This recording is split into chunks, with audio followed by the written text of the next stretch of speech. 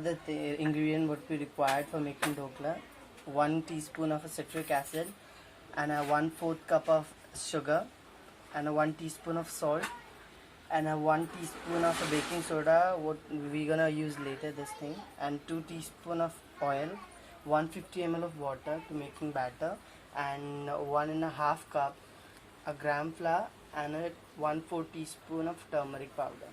For tempering, what we required some curry leaves, mustard seeds, green chilies, coriander, half lemon juice, and asafoetida.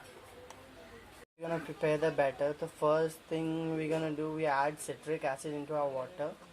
We will add our 1 teaspoon citric acid into it, and a teaspoon of salt, and a 1/4 cup of sugar. We have to dissolve this. Sugar is dissolved. Now we're gonna add oil into it. We have to add oil into it, and we have to mix very well. So both the ingredients are combined well. And later we have to add this mixture. We have to add this mixture into our dry. And this is our dry ingredients. Now we will mix both the ingredients very well and mix it together where it becomes well combined.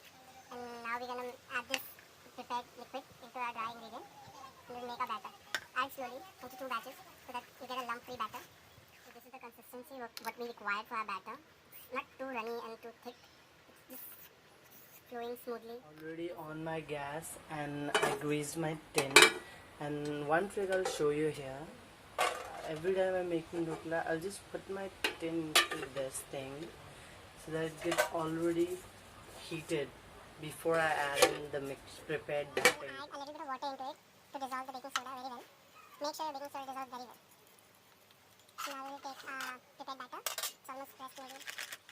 And it's going to consistency. So now we're going to add prepared soda mixture into this thing. Make sure your baking soda mix very well with your batter. Start like this. Mix very well. This is very important step. We have to follow this. Mix very well with your batter. Into a steamer. No tap, nothing. Just pour your batter and leave it. And cover it and steam for 20 minutes on high flame.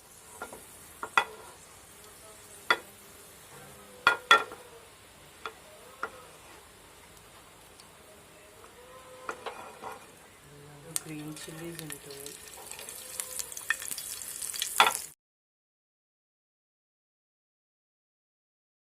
Added some water into it, just a little bit, and a coriander leaves,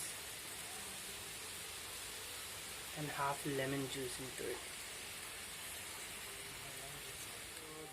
Now you can check your dhokla, it's made or not. It comes out clean. So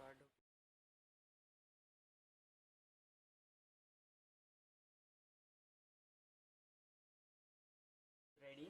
So you can see this. How spongy is that? How juicy is that? You can see it.